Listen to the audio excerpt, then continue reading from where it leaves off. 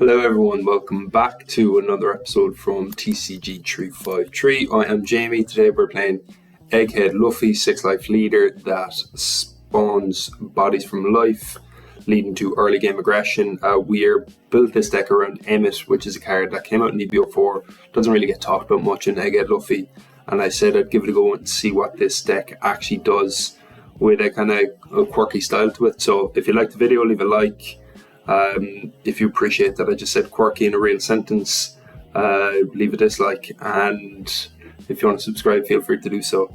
We are going up against Blue Yellow Hancock in our first game, Blue Yellow Boa, and we left 2 down up for the event, so our opponent, rightly enough, doesn't swing into us, or rather they do. They get a trigger off their life. They get actually a very strong trigger, but they, fortunate for us, aren't able to get the unplay effect off, because it's when your opponent has 3 life, we have 6 life, which is loads and loads. We reordered our life there in such a way that we didn't exactly have so many triggers in there, but we did organize it in such a way that we're able to have a really nice curve. For example, we put the Nami up top, and that wasn't for the trigger, that was just so we could take the next hit and get Nami off life, so we could play next turn, and that's what we did. Our opponent took a life into hand, and then we swung 6, which they gave us counter for. On their next turn there now, they used their Zoro trash the card, gain the life. They're swinging 5 at us now, and we're just considering what we want to give for counter. I don't think the Sanji is going to be played, so we are going to take the hit there with that. We're also running that Robin card that you see there, trigger off life. Its trigger effect is to draw 2 cards, which is actually really strong, and it's a 3 cost 4k, which is not totally powerful, but like if you're on 3 down turn and you don't have the Flaming Dragon, Emperor, King in hand, and you don't have other 3 down plays, it is a good one. This deck doesn't have so many 3 down plays, to be honest, so I think it's a good card to use. The trigger, as you saw, is very useful. Because we triggered out another 7 cost Robin, which is, you know, like, it is a really strong card for Straw Hat, but there's a sort of thing you have to consider, that like I'd be trashing now a card that I know I kind of want in life, that I want to like play out next turn, but that's what we're going to do, because it's not a trigger effect card, it's just that 10 cost Luffy, and we're thinking anyway that we might actually just start playing 7 cost Robins back to back and prolong the game long enough that we can comfortably play out this 9 cost Bonnie and get the game that way. So we'll see what our opponent does now. I believe it's their 8 on turn, 3 down there, and they have 5 down this. Yeah, 8 on turn. So there wasn't a fair that Boa Hancock coming down, and our opponent chooses to play defensively instead. Sets up their life on top, which means that they'll know what they draw into, and now that they play the Zoro, they know exactly what is on top of their life now, which is most likely going to be a trigger. The good thing about that for us actually is that we have this Bonnie, so we can make them take that card into life. Give them 2k on that 6. They could swing another 6 here, and we will give them another 2k, definitely protecting bodies here because we want to go aggressive. So we do kind of have options, like we could actually just prolong the game even more, but the opportunity to swing 9 with the Bonnie is actually like pretty strong, or rather the opportunity to get them to take a card in life with the Bonnie is pretty strong, so that's what we're going to do. There was a line where we could have just put pressure on that Zoro, but there's no real point out. Our hand is kind of bricky, so if they did choose to spread out their Dawn, then they probably would be in a good spot. Swing 6, they take that, which is a great sign. We're swinging 8 now. If they can counter that 8, they win. They can't, and they definitely can't counter out of a 10 then. So good game to our opponent. The aggression came from us setting up our life in a way to win. We also had that Nico Robin trigger to come off life, and I actually can't read the bottom life, even though I did set it up. But we had the Nico Robin, which gives us a blocker on the board, so it's essentially 2 life. It was a really good trigger to put at the bottom. See, we mulligan here, we mulligan for that 2 cost event again. Very fortunate that we get that. Our opponent swings 6 into us, and we will just give them that event immediately and see what we can get out of that.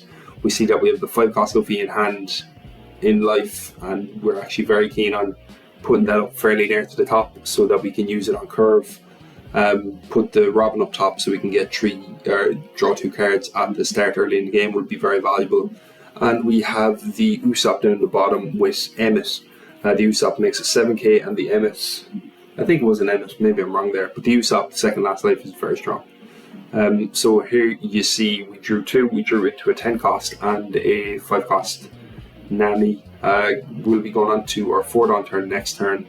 We'll swing straight into leader, and I imagine we'll want to just play out a Kiku. So simple enough turn for us, swing 5, see if they counter, and then play out a Kiku and pass. We could also play out the Sanji and search, but I mean our hand is actually looking pretty nice. We don't have many 2k counters. Oh yeah, we're still recording. I pressed the button there, I wasn't sure what happened. We still have 2k counters, so it's alright.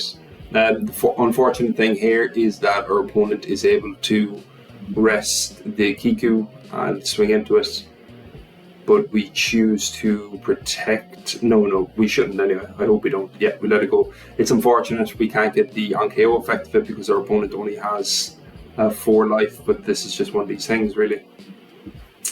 Our opponent gives us swings at us 5, which is given to Sanji.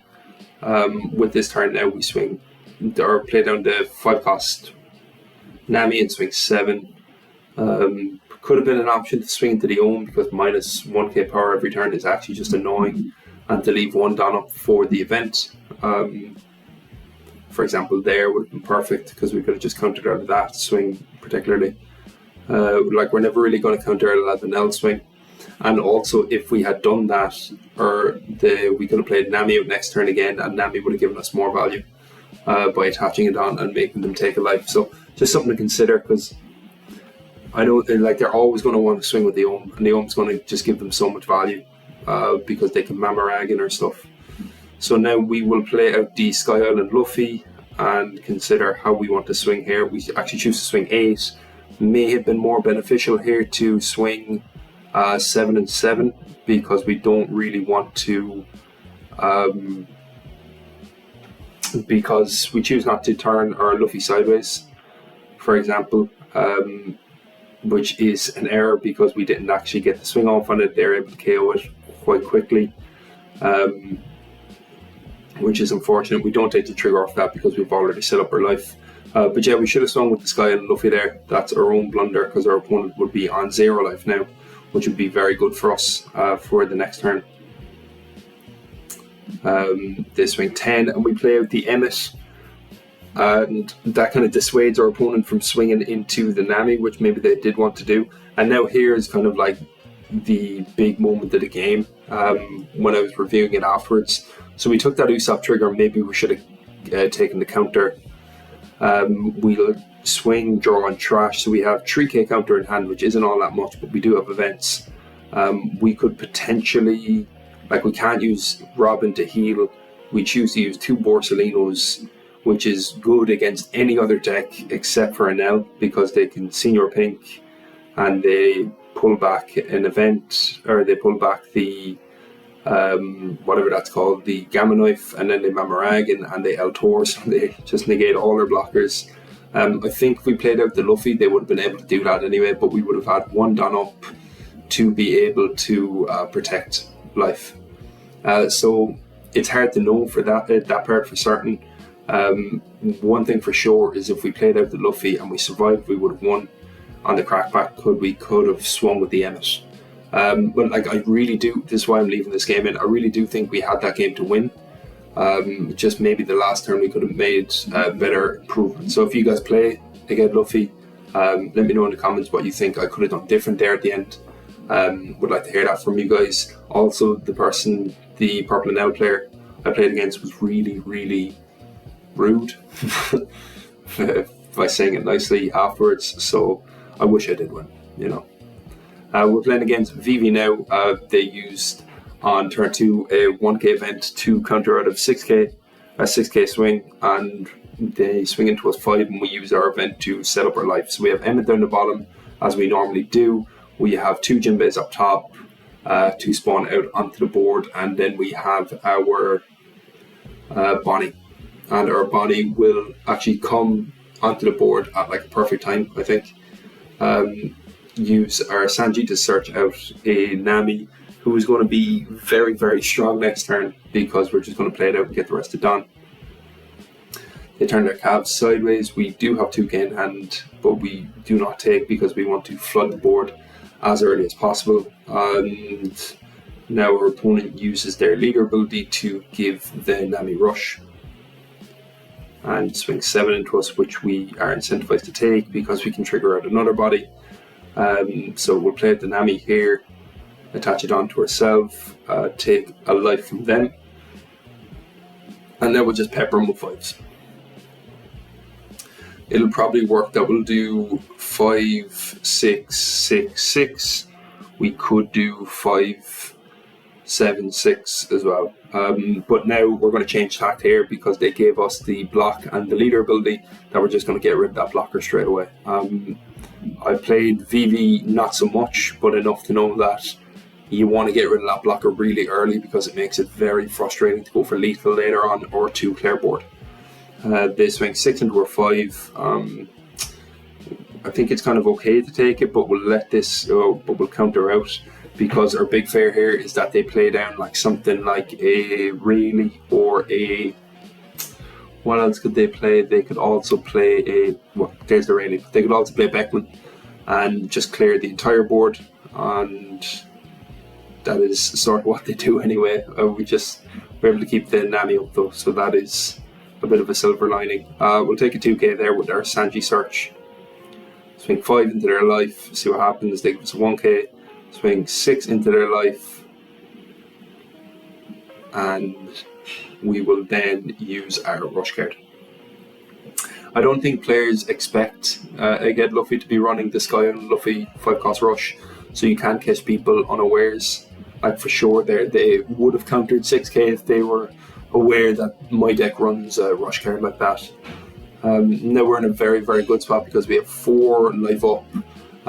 We also have triggers in life, especially that Emmet down bottom, who is quite useful defensively. We have a 4k counter and a 4k counter event in hand, and we have access to heal with our Robin. So we'll just let these swings sort of go through. No trigger off that we need really, because we just want it in hand. It's going to be really useful for us finishing the game next. Most likely they're on 10 down now, so most likely we're going to see something like that 10-cost Shanks that'll rush into us, and that's all well and good. They can do that if they'd like to.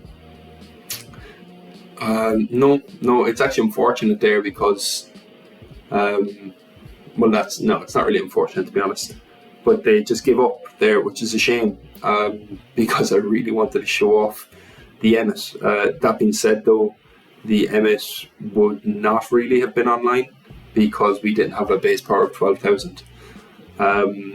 So good game to our opponent. I guess we just got really lucky having two Jinbeis at the start, and then the Nami back to back.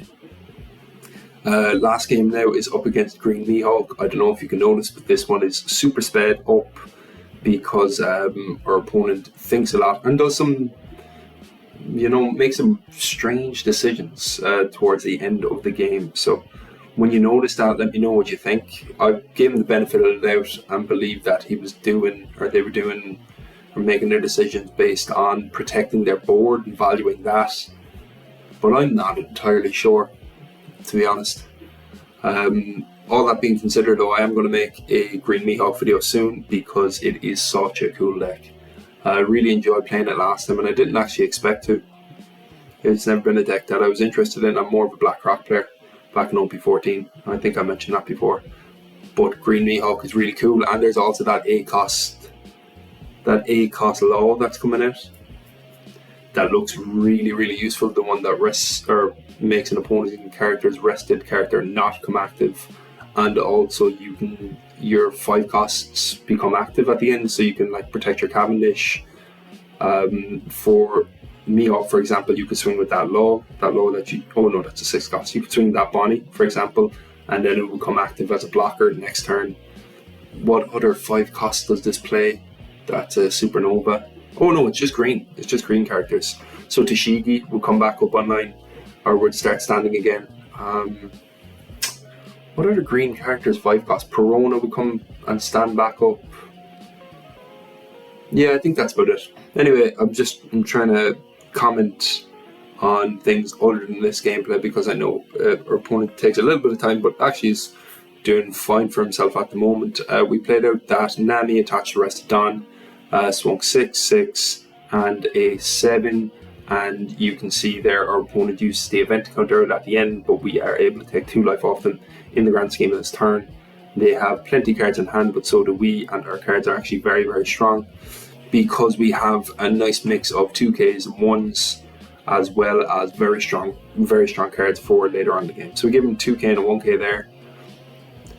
And yeah, our opponent doesn't use, so this is where I think our opponent is just wrong and starts making errors, because I don't think our opponent uses the Mihawk ability.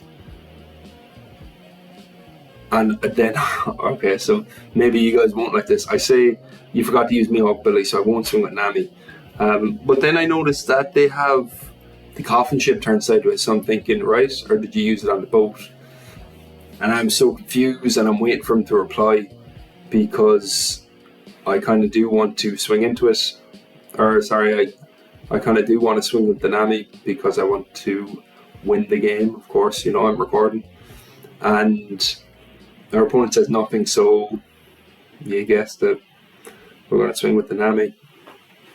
I'd like to think that they didn't use the Mihawk because they didn't want to get rushed down by Sky and Luffy, maybe, but it wasn't on the board at that stage, so probably not.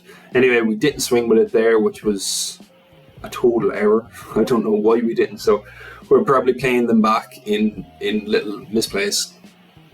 So they didn't rest their Mihawk and we didn't swing with our Luffy, so you know, it's even now. We're even.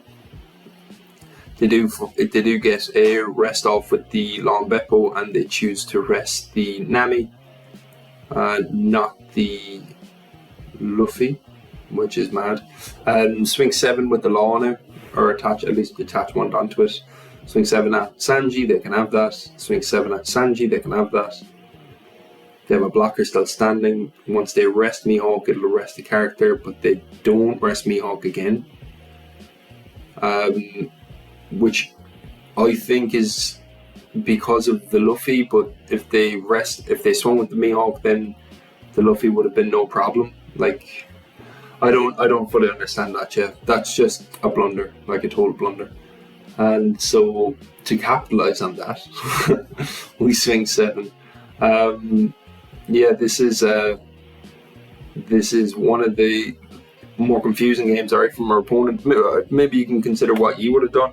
On the first error the opponent made, that can be done there. We just had a bigger life total than what they could take the swing on, and then they take a time thinking about this one here. But we do have a block with 4 life, so it's looking difficult for them. I do think we were always going to win this game. That being said, even if they were resting our characters with Mihawk the whole time, we'd probably be on like 2 life now, and it would have served our purpose better, because the way we had our life set up throughout this game was really, really strong, actually. Especially getting the Emmet at the end, we really wanted to show that off. Our opponent uses a rest card now, finally, and they rest our entire board bar except for the Luffy, and swings into our life, and we get the trigger off of that. So we'll pepper them with 5, see what they do, and it's going to be 5, 12, and 15, and that'll be all she wrote, really. I don't think they have the facilities to survive. They use Mihawk ability there to hang on there. We swing a 6 because it seems like they're bricked up anyway. They probably will have to use an event to get out of the 6, or the counter rather, the blocker even. I actually forgot all about the blocker there. And then we just sustain ourselves one more turn, leave 2 done up to protect ourselves, and swing 12, which they don't have counter for, I don't think. And we will probably say good game to our opponent, and yes, there we go. Good game to our opponent. They didn't really use the Mihawk 9 cost in the end. Was it to protect it? Was there some high level play that I wasn't aware of? I don't think so. But look, they were having fun, and that's the main thing. I spent this game up a lot because you can see the time difference there. They were kind of taking time for their decisions, so good for them. I hope they enjoyed the deck. Hope you guys enjoyed this video. This is Egghead Luffy, a variation I sort of worked out on, especially with this Emmet. And it's a shame that I wasn't able to show it off, especially in that Purple Enel game. I think I could have won if I had played the 10 cost Luffy down at the end. Or if I had, rather than use the Usopp trigger at the end, if I had protected and then kept 1 life, because I could have used 2 Borses still and had more life that sort of way, and I would have had the Usopp trigger, or not the Usopp trigger, but the Emmet trigger for the next turn, which would have been so powerful. I'm just thinking about that now, that's so annoying. Yeah, so look, if you enjoyed it, leave a like. If you didn't like it, then, you know, definitely don't leave a dislike. If you want to subscribe, feel free to do so. I'd really appreciate it. It helps me out a lot. And that's all from me. Thanks so much for watching. I'll see you in the next video. Bye now.